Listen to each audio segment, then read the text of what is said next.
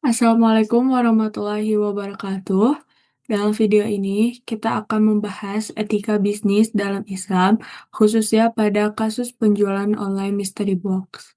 Kegiatan bisnis di era digital semakin berkembang pesat, namun tidak semua praktik jual beli sesuai dengan prinsip syariah. Oleh karena itu, penting bagi kita memahami konsep-konsep dasar etika bisnis Islam seperti riba, gharar, masyir, tadlis, ihtikar, najis amanah, adil, serta pentingnya akad yang halal dan tanggung jawab sosial. Lalu, konsep inti etika bisnis Islam itu yang pertama ada riba, yaitu tambahan atau bunga berlebihan dalam transaksi utang piutang. Islam melarang riba karena menimbulkan ketidakadilan dan eksploitasi. Lalu ada gharar, yaitu ketidakjelasan atau spekulasi berlebihan dalam akad.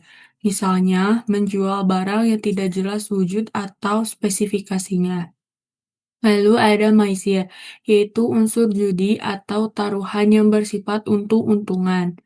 Lalu ada tadlis, yaitu penipuan atau menyembunyikan cacat barang.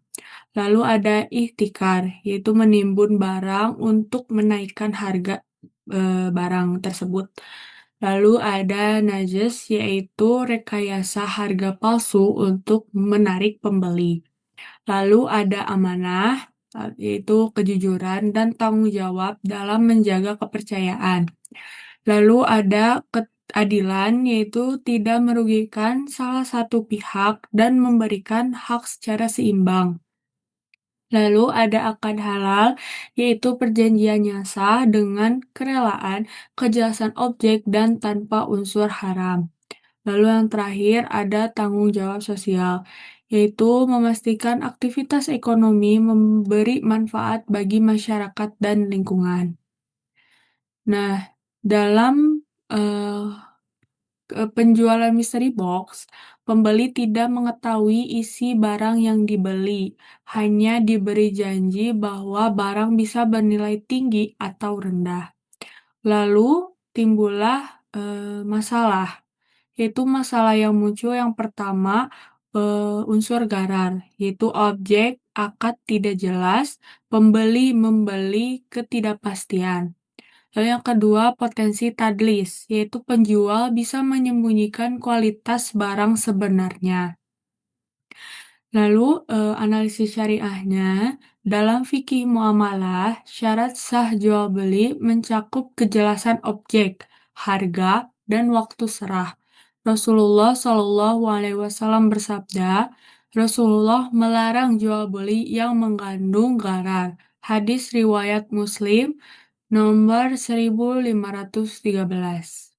Artinya, transaksi seperti mystery box tidak memenuhi kejelasan objek akad karena pembeli tidak tahu apa yang ia beli. Hal ini melanggar prinsip transparansi dan keadilan.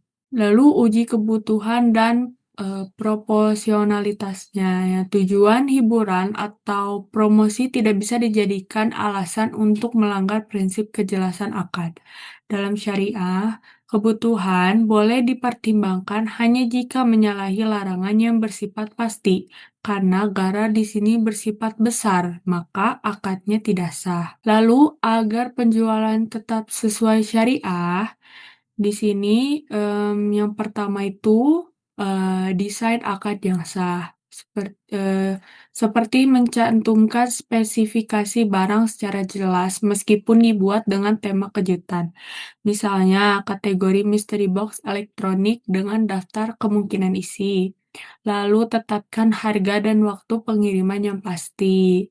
Lalu sediakan garansi atau opsi pengembalian jika isi tidak sesuai deskripsi. Lalu yang kedua itu hilangkan gharar dan tadlis.